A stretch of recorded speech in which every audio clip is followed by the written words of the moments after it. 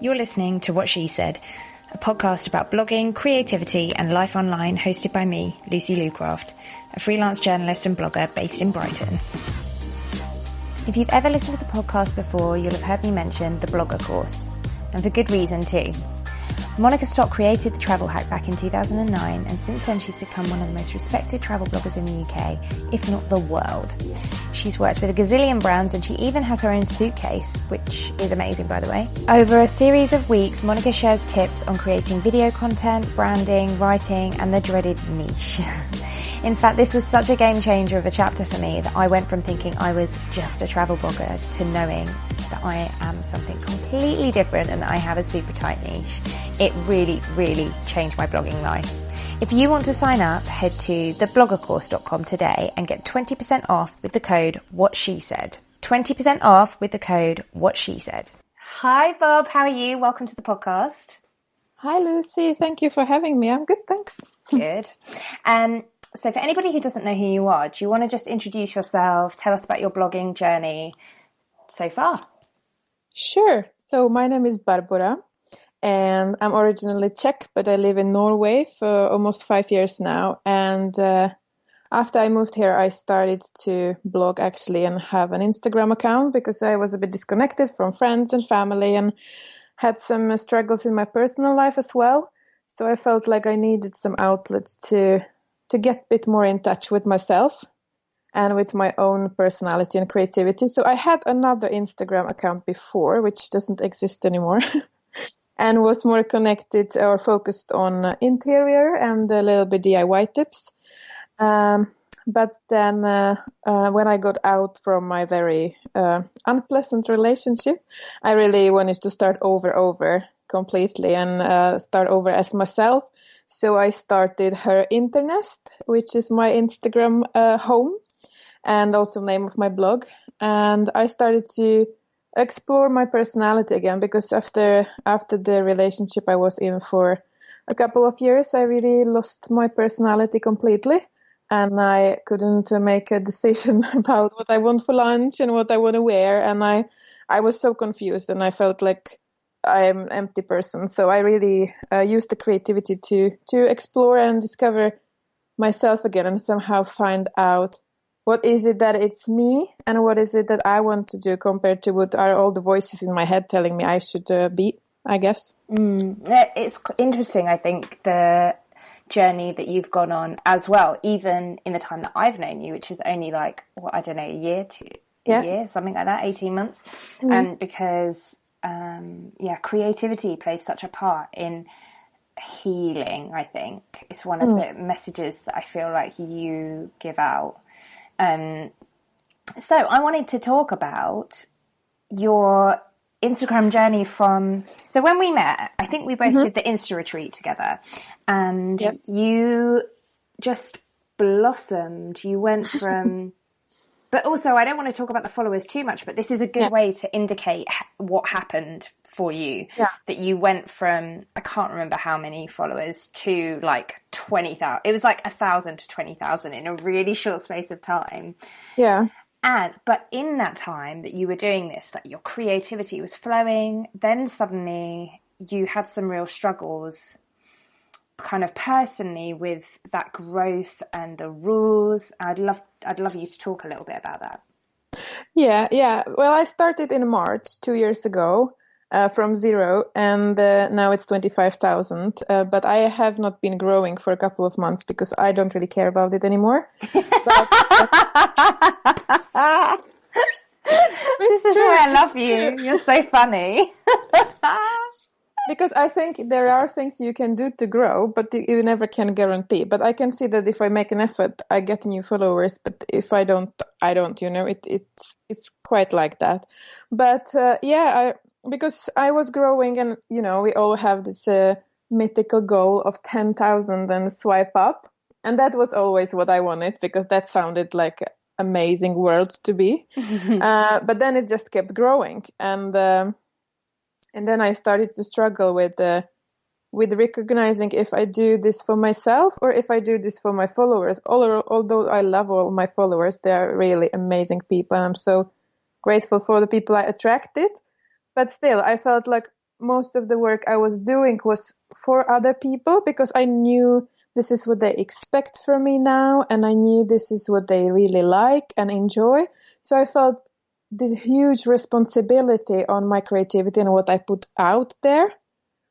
But in the same time, every time I asked them about it, always the reaction was, well, just do whatever you want. We will love everything you do. But there is this disconnect somehow, that you assume that that's not really the truth. They just say it because they like you, but you kind of also see the numbers, and the reality is not always there. So I felt really trapped in my own creative world in a way, because I just didn't know how to get out of it.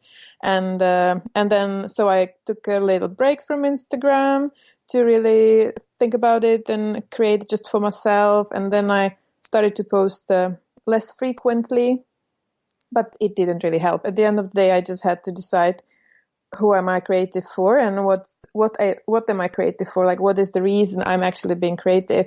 And when I started to connect to that and think about, okay, I started to be creative to explore my own personality and be allowed to be my own person. If I focus on that, I feel like this autumn I found my way back to what I wanted to do, and I really care much less about the reaction as well.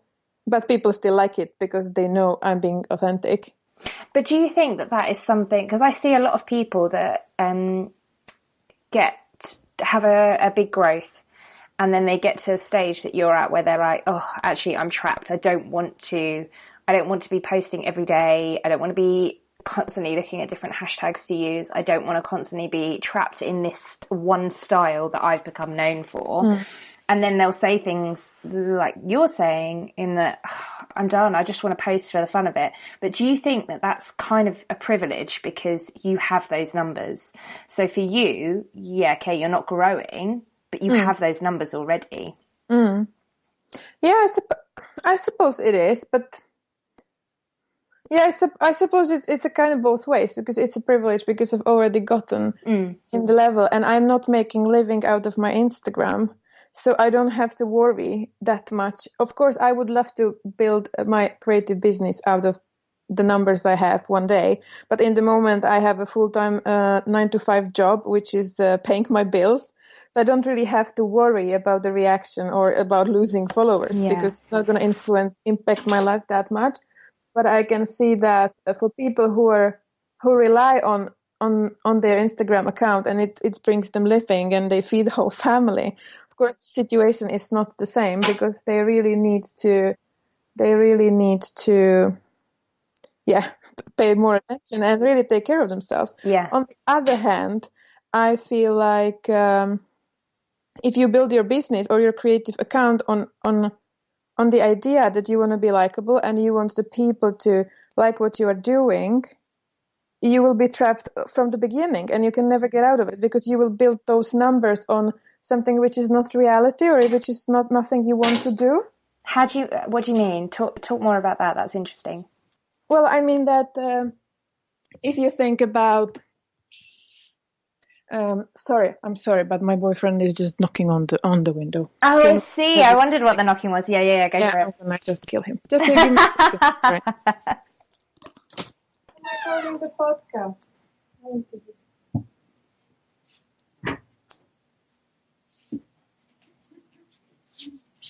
I'm just recording the podcast.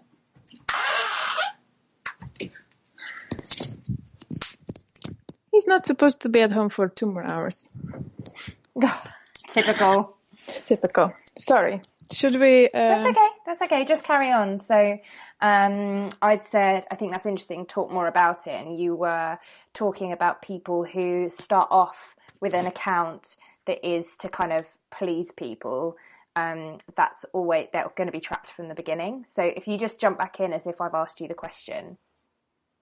Yeah. So I think it is. You mean repeat it all over the last part? Yeah. Well, what I think is that it is quite a dangerous place to be if you start off your business or even creative journey for fun. Really, I can see it in many people, and they are unhappy with. They will be unhappy on the way because they start thinking about what people would like them to do and what people would like to see from the beginning. So they don't sometimes even know what they like personally.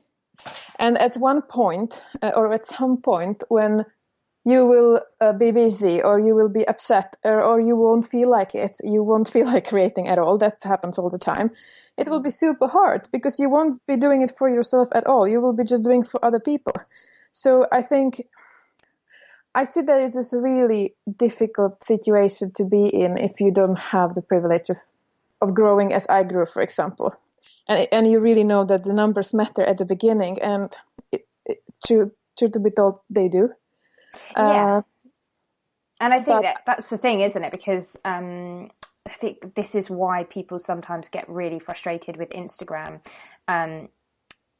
is when they see the advice out there, which sometimes I don't think is very honest. I think it presumes a lot of scenarios that don't exist anymore. So, you know, when people who got big like 5 years ago, or even 2 or 3 years ago, even a year ago, it's different now. The landscape is different now. And that's when I think people get a bit frustrated with Instagram. I feel like even when I've had an Instagram account since 2011, but I only took it seriously last year. And I feel like even for me to give advice on how I grew is not realistic to tell somebody else how to grow, because you almost have to, and again, I'm the same as you. It's not my full-time job. So it's just kind of a joy for me. I just enjoy it. I even think that people saying just post whatever you want, in a way, and that's when things change for me, when I just started posting fun stuff and the reality and you know, not the pretty pictures. I even think that sometimes that's misguided advice. Because I agree, but on the other hand, you post now whatever you want, and I think your Instagram changed because you're really being much more open than even though you were before, but you really just enjoy it. But still, you have a certain aesthetic. Yes. Yeah. And you wouldn't post anything. There is always, even though I say post whatever you want, you are really not saying that, but don't forget it to all look beautiful together. Exactly, you know? Exactly, yeah. Because I can say, I just post pictures that I really enjoy, but there are pictures that I take that will never go on my grid because they don't fit in. And I'm okay with that. That brings me joy. I really enjoy curating my grid. But for people who don't, I think it can be really frustrating to hear that. Yeah, and it's the same for me. I hate blue, and nothing blue will ever get into my squares. You although must it can be hate my feed. But I like you. But I think that the advice out there can be a bit difficult to use in practice if you don't understand what those words means. I think sometimes we tend to simplify it all, but the algorithm is no one understands the algorithm, and that's the point of it, right? That no one can crack the code. There is no way to crack the code, but there are things you can do to increase your chances to get seen, right, to grow, and it doesn't have to work anyway. And that's I think a really frustrating part, because I've tried to help the couple of people I know. Then they have amazing photos, they look beautifully together, they're using the hashtag, but still there is something missing which won't allow them to tip over and get the bigger reach and grow.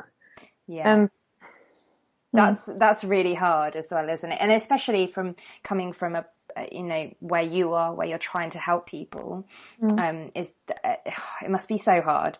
There's no way that I think anybody can just follow a set formula. I think you do have to accept that there's one of two things. Either Instagram has to be your complete focus, you have to be spending hours on it every single day, or there has to be an element of luck. Yeah, definitely. And then I also think you have to decide for yourself what is it that matters to you. Because if you want to grow and that's what matters to you the most, there are ways to do that. You know, I don't mean now the sketchy ways of buying followers. Don't do that, kids. But, I mean, there are proofs that if you have, for example, single topic focused Instagram, like the person which is styling the hedgehog photos, every photo is the same. They are growing much faster, or the ASMR things, you know. So if the growth and the numbers is only thing which matters to you, I think you can always observe what's going on, what's the trends, and you can follow, and you will somehow grow. So if that's the only thing which matters to you. Which, yeah, and for some people it is, and there's absolutely no judgment if that. But yeah, I think you're absolutely right. What is ASMR? You know, I don't know what the shortcut means, but are those weird sounds, you know. It's some science behind it, that some people are connected to specific sounds, which makes you feel good because there may be sounds from your childhood. And then people are creating all these videos with like popping bubbles and popping bubble foil and scraping the soap and all this like burning jelly and strange stuff going on Instagram right now. Oh my goodness, that's so weird. I'm so not in, like, I don't really explore too much on Instagram. No. I just follow my favorites and yeah. And I think that's also one of the things which is stopping people from growing as well, because we are staying so much in our bubble. We have no idea what's happening out there. But once you get on your explore feed, then you start going that rabbit hole, you know, from one picture to another. You discover that you have no idea what's happening out there. And there are people with millions and millions of followers which are just scraping pieces of soap and recording the sound. So weird. I'm going to get lost in an Instagram rabbit hole this afternoon to see if I can find some interesting stuff. I think you've got really, really, really good tips on, and really honest tips about Instagram. That's one of the things that I love about you. And I think it probably also because I knew you before you were famous. Oh, yeah. But I got to see your journey, which I think is really cool. And I know, like, you're so everything you do is so rooted in authenticity and honesty. And you care a lot. You don't necessarily care about, I don't know. I don't really know where I'm going with this, but one of the things I really like about you is your honesty. I don't really like anybody who isn't honest. What are your best tips for Instagram for growing? For growing? Yeah, because I think people do want to know that. They want a good, realistic takeaway for growing, even if it means scraping soap or whatever. I think it is much harder than it was a year ago to give these tips. And that's why also I stopped helping people with Instagram because, and I rather focus on the creative part because I think that's also important. But I think for growing in the moment, it is quite important to get out of the Instagram almost. So to get out of your bubble, to get out of Instagram into another channels so people find you from elsewhere. I know that Pinterest is working really well for people nowadays. So they are sharing their Instagram pictures into Pinterest boards. And that's how they're getting new followers back to the Instagram. And it's also helpful for me, and that's how I grew a lot last year, was to join the Instagram hashtag challenge. But also another challenge is because there is so many challenges on Instagram for different creatives and different type of challenges, from the photography challenge to knitting challenge or 100 days project challenge, which are creating the community of people. And those are usually very supportive. So you get very authentic new audience because people care for each other and they get connected through the creativity rather than some kind of random liking all over the place. That's not going to work in the long term. And it's the same with the Instagram hashtag project, because I was featured in April and I grew about 3,000 followers, I believe, basically overnight.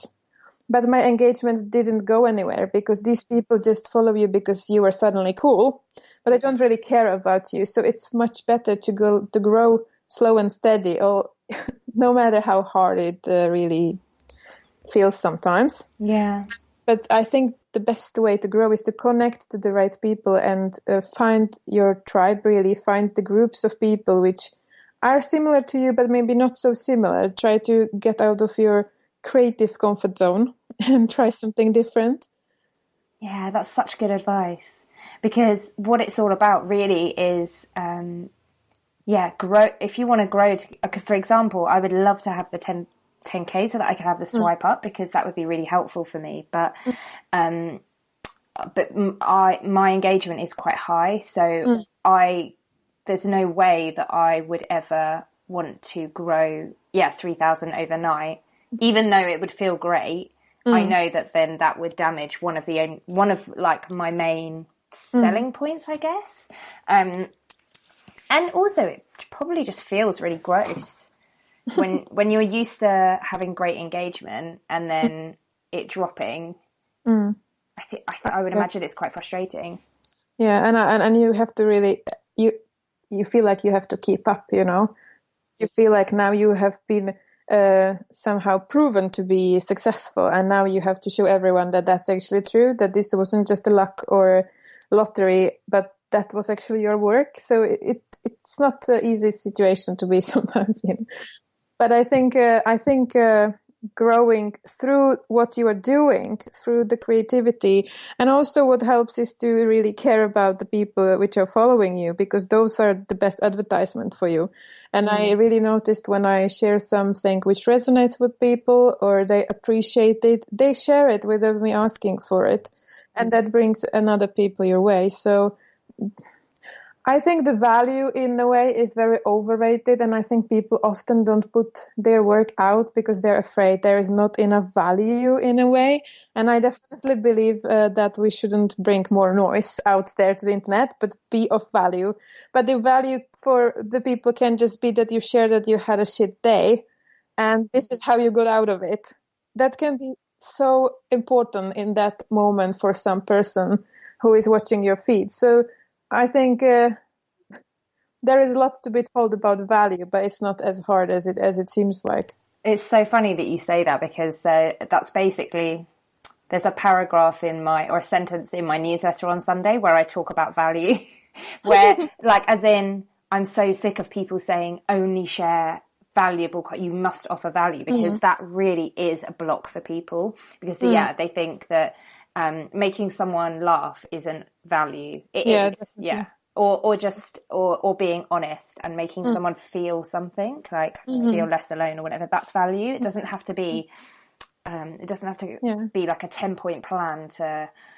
It doesn't have to be, do you know what I mean? Like, no, definitely, because I think the biggest value for people you can bring is that they can relate.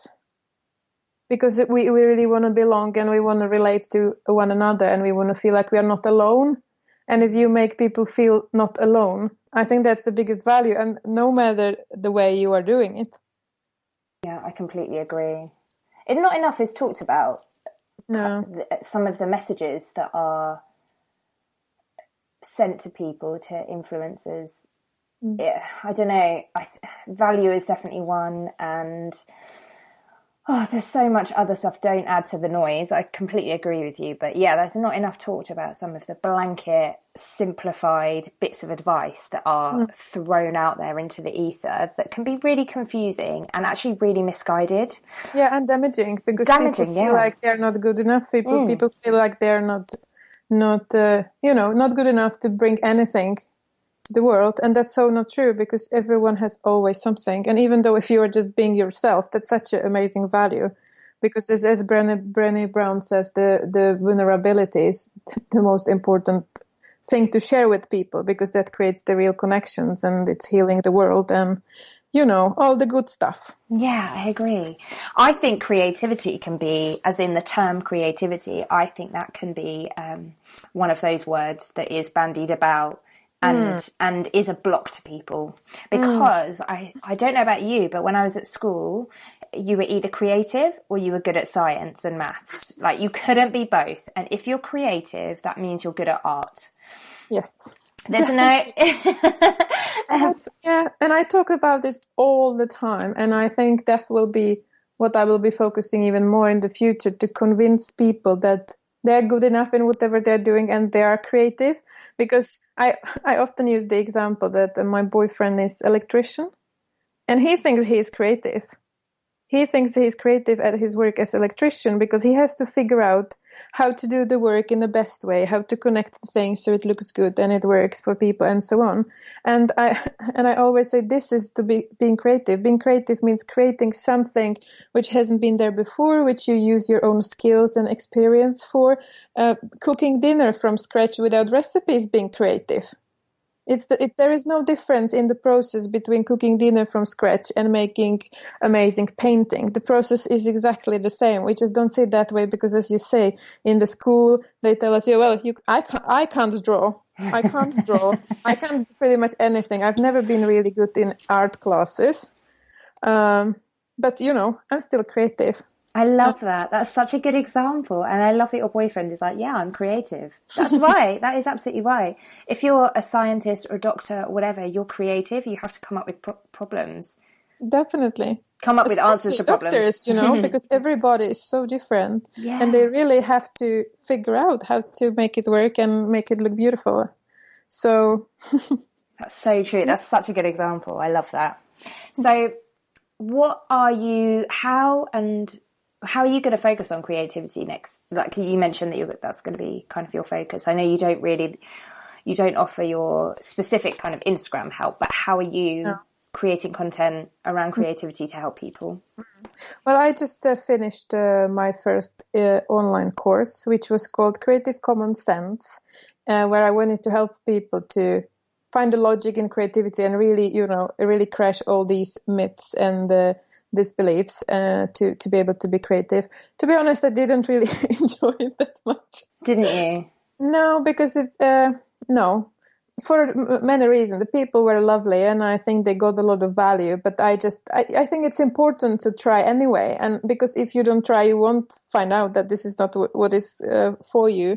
But I really feel strongly about the confidence, I really want to focus on the creative confidence and try to find some ways, I guess, through my own example and also through sharing whatever I learn and read, because I like to read and collect information a lot, to encourage people to be creative in their own way and just try to find a way to make it work, even though they're the business or they are creative for fun, because I think the creativity is so important in our life to keep our brain going and to not really settle in the routine, because I feel that's just killing our soul. Yeah, I totally agree. So I don't have any special plan in the moment. I think in the moment I really want to focus on my own creativity, so I can be really confident in saying, yeah, I am really confident in my creativity, and I want to help you out with that as well. Yeah, I love that. That's brilliant. So, where can everybody find you online? Well, you might have already gotten the idea that I live on Instagram. And my handle is her Internest. It's not internet, it's Internest, which is a new word made out of internet and nest, because that's what I wanted to create online. So you can get in touch with me on Instagram, and I think that's where I'm the happiest and when I chat with the people the most. And your website is herinternest.com. Perfect. Yes. Thank you so much for being a part of the podcast. Thank you for having me. This is really fun. And you can find me at Lucy Lucraft everywhere, but I mostly hang out on Instagram.